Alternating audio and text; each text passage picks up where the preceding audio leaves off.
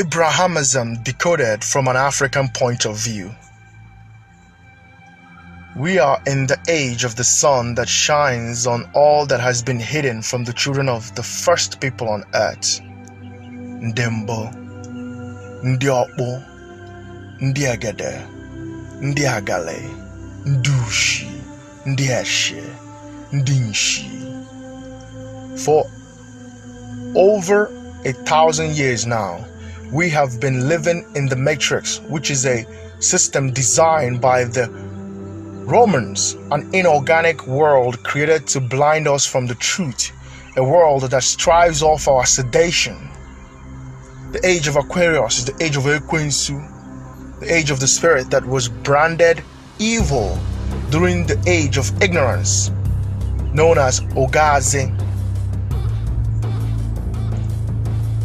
We call the age of Aquarius Uga Anwu, Ora, but the governing spirit of this age is Ekwensu. Aquarius is rebellious and revolting by nature. Anytime you use the name Ekwensu as a form of evil term, you curse the revolting spirit that dwells within you. The colonizers brainwashed Ndenkete to use their mouth and curse the liberating spirit that dwells within them. Ekwensu Bezenu, the priest king of the sky. Ekwensu Bala in Afa, that is the son of the great Chi, which is Ugo. As the greatest warrior in Igbo pantheon, Ekwensu Ugo Tubulagwo, thus revealing his zoomorphic form to be the eagle.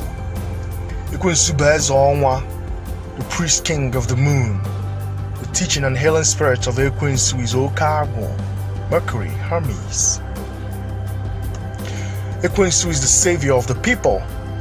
It is the spirit of Ekwensu that they plagiarized as Angel Michael, and not the devil itself. Ekwensu is an Igbo savior spirit, robbed of his savior status by Ndenkete, and ever since then, the black man and the black woman never regained consciousness.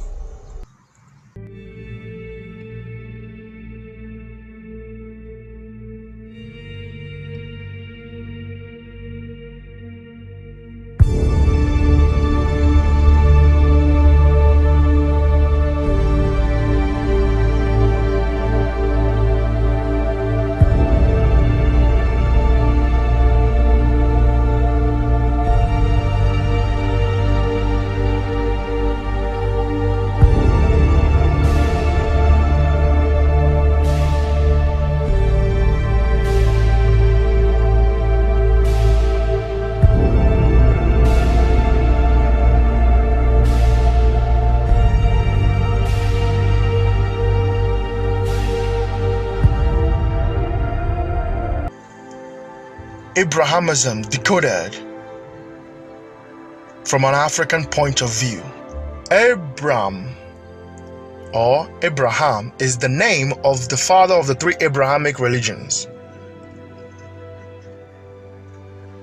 Abraham had a wife named Sarah. Abraham and Sarah are both a Greek recreation of the Hindu creator god Brahma and his wife Sarawati. Brahma is Abraham, Sarawati is Sarah. If you remove the A in Abraham and bring it to the front, you get Brahma or Brahma. Brahma is the father of all the gods in Hinduism. Brahma is the father of all the gods in Hinduism. Just like the three religions traces back their source to Abraham, they all recognize Abraham as the father of all. These three Abrahamic books that you have been made to believe in that they are ancient books are actually not ancient at all. They are all reworks of ancient mythologies found all over Sumer, Mesopotamia. The Greeks created the Hebrew alphabets and languages through serpent science.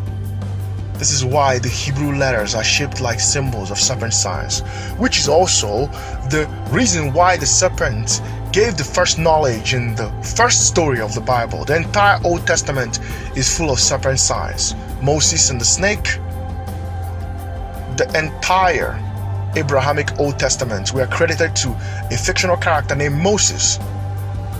Moses is a fictional character created by the esoteric Greek scholars that were behind the creation of the Abrahamic doctrines.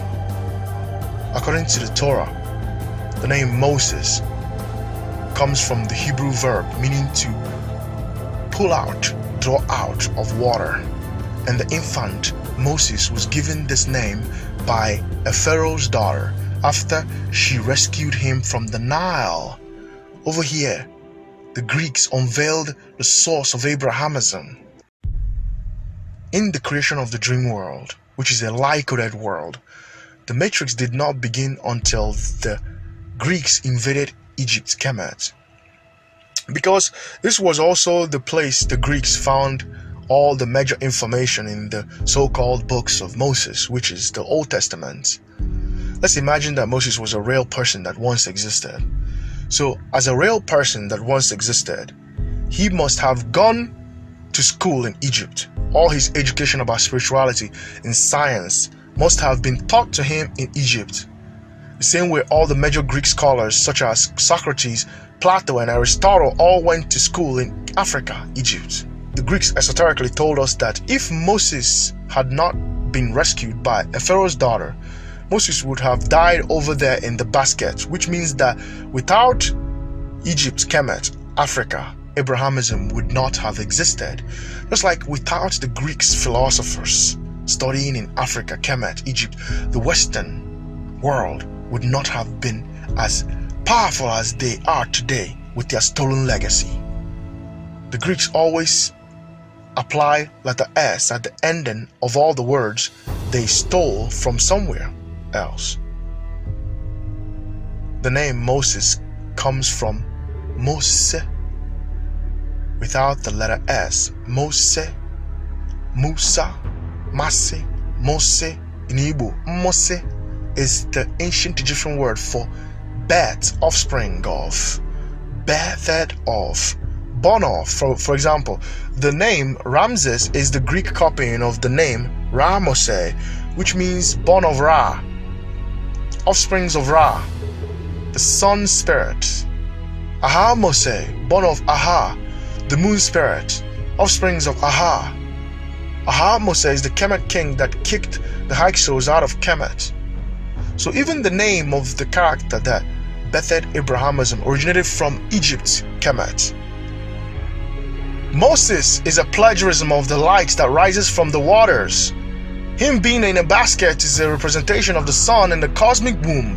When the water breaks, he was drawn out of the water by a Pharaoh's daughter, like the nurse draws out a baby from his mother's delta.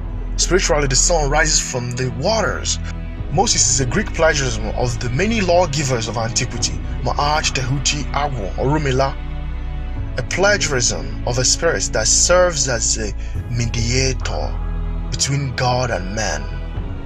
All the stories in the Old Testament, or the so-called books of Moses, were stolen from the steles of Egypt and Sumer, Enumalesh, creation accounts, the Epic of Gilgamesh, Nu Ankh, the creation account of Kumnu, creation account between Marduk and Tiamat.